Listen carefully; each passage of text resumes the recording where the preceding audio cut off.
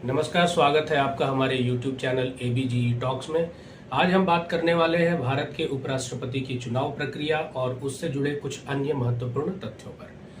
जैसा कि हम सभी जानते हैं कि भारत के 14वें उपराष्ट्रपति जगदीप धनखड़ ने 21 जुलाई 2025 को अपना कार्यकाल पूरा किए बिना स्वास्थ्य कारणों का हवाला देते हुए इस्तीफा दे दिया है। जगदीप धनखड़ तीसरे ऐसे उपराष्ट्रपति हैं जिन्होंने इस्तीफा दिया है। इससे पहले वीवी गिरी ने 1969 में और आर वेंकटरमन ने 1987 में इस्तीफा दिया था। जब भी देश के राष्ट्रपति देश के बाहर हो और उपराष्ट्रपति का स्थान रिक्त हो जाए तो ऐसे में चीफ जस्टिस ऑफ इंडिया उस दायित्व का निर्वहन करते हैं। ऐसा भारत के इतिहास में एक बार हो चुका है जब 1969 में जाकिर हुसैन, जो कि उस समय राष्ट्रपति थे, उनकी मृत्यु हो गई और वीवी गिरी उपराष्ट्रपति थे। उन्होंने राष्ट्रपति पद के लिए चुनाव लड़ने का फैसला किया। ऐसे में 3 हफ्ते के लिए एम हिदायतुल्लाह, जो उस समय सीजेआई थे, उन्होंने राष्ट्रपति का पदभार ग्रहण किया था। अब बात करते हैं उपराष्ट्रपति से संबंधित भारतीय संविधान में उल्लिखित कुछ बातों की। अनुच्छेद 63 से 71 उपराष्ट्रपति से संबंधित होता है। जगदीप धनखड़ ने 67A आर्टिकल का इस्तेमाल करते हुए लिखित रूप से अपना इस्तीफा कार्यकाल की समयावधि पूरा किए बिना दे दिया था, लेकिन इसका कतई ये मतलब नहीं है कि जो भी अगले उपराष्ट्रपति चुने जाएंगे वो बचे हुए कार्यकाल के लिए होंगे। अर्थात जिनका भी चुनाव उपराष्ट्रपति पद के लिए होगा वो अपना पूरा कार्यकाल 5 वर्षों का पूरा कर सकेंगे या 5 वर्षों के लिए ही नियुक्त किए जाएंगे। भारत के संविधान में कार्यवाहक उपराष्ट्रपति की व्यवस्था नहीं की गई है। राज्यसभा के उपसभापति राज्यसभा के सभापति होंगे, लेकिन वे उपराष्ट्रपति नहीं कहे जाते हैं। उपराष्ट्रपति के चुनाव करने की शक्ति अनुच्छेद 324 के अनुसार भारत निर्वाचन आयोग के पास होता है। यह चुनाव presidential and vice presidential election act 1952 और presidential and vice presidential election rules 1974 के तहत कराया जाता है। इसके लिए भारत निर्वाचन आयोग आरओ और एआरओ की नियुक्ति करता है, जो चुनाव संपन्न कराते हैं। आरओ राज्यसभा या लोकसभा के सेक्रेटरी जनरल होते हैं, जो बारी बारी से इसके लिए नियुक्त किए जाते हैं। 2 एआरओ की भी नियुक्ति की जाती है, जो राज्यसभा या लोकसभा के सीनियर अफसर्स होते हैं।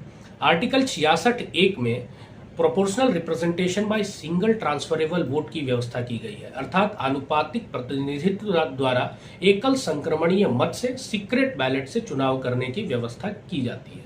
इसमें लोकसभा और राज्यसभा के सभी सदस्य, जिनमें मनोनीत सदस्य भी सम्मिलित होते हैं, अपना मत प्रदान करते हैं, जबकि राष्ट्रपति के चुनाव में ऐसा नहीं होता है। उसमें मनोनीत सदस्य भाग नहीं लेते हैं। सभी सदस्यों के मतों का मूल्य समान होता है, जो 1 के बराबर होता है। इस चुनाव में राज्य के विधानसभा के सदस्यों को मत देने का अधिकार नहीं होता है, जैसा कि राष्ट्रपति के चुनाव में होता है। चुनाव में एक कोटा सिस्टम को फॉलो किया जाता है। इस चुनाव में प्रेफरेंस पद्धति का इस्तेमाल किया जाता है, अर्थात जिस भी किसी कैंडिडेट को फर्स्ट प्रेफरेंस पर अगर कोटा हासिल हो जाता है तो उसे विजयी घोषित कर दिया जाता है। अगर किसी भी कैंडिडेट को फर्स्ट प्रेफरेंस के आधार पर कोटा हासिल नहीं हो पाया है तो ऐसे में सबसे कम फर्स्ट प्रेफरेंस पर रखे गए उम्मीदवार को एलिमिनेट कर दिया जाता है और उसके द्वारा प्राप्त किए गए वोट को सेकंड प्रीफर कैंडिडेट में ट्रांसफर कर दिया जाता है। इसे ही सिंगल ट्रांसफरेबल पद्धति कहा जाता है। यह प्रक्रिया तब तक अपनाई जा सकती है जब तक कि विजेता उम्मीदवार को प्राप्त न कर लिया जाए। राष्ट्रपति का पद जब भी रिक्त होता है तो उसके 6 माह के भीतर चुनाव कराने की प्रक्रिया होती है, लेकिन उपराष्ट्रपति के पद के लिए ऐसा कोई डेडलाइन लिखित रूप में अवेलेबल नहीं है। अब हम इससे जुड़ी कुछ अन्य जानकारियों के बारे में भी बात करते हैं। अगर कोई भी राज्यसभा या लोकसभा का मेंबर प्रिवेंटिव डिटेंशन में है तो उसे भी वोट देने का अधिकार है, लेकिन वो वोट अपने पोस्टल बैलेट के माध्यम से दे सकता है। बैलेट पेपर का जो कलर होता है वो पिंक होता है, यानी कि गुलाबी कलर का होता है, और ये द्विभाषी होता है, अर्थात इंग्लिश और हिंदी 2 भाषाओं में होता है। इसमें 2 कॉलम बने होते हैं। एक तरफ सभी उम्मीदवारों का नाम लिखा होता है और दूसरे कॉलम में मतदाताओं को अपना प्रेफरेंस देना होता है। ये प्रेफरेंस वो किस न्यूमरल्स में दे सकते हैं या रोमन में दे सकते हैं, लेकिन इसमें वर्ड्स में देने की मनाही है, जैसे कि ONE1 TWO2 लिखने की मनाही होती है, अर्थात आप ऐसा नहीं कर सकते हैं। कृष्णकांत हमारे देश के ऐसे केवल एकमात्र उपराष्ट्रपति थे जिनका निधन कार्यकाल के दौरान ही हो गया था, और अब तक टोटल 14 वाइस प्रेसिडेंट हमारे देश में हो चुके हैं, जिनमें से 6 वाइस प्रेसिडेंट भी बने।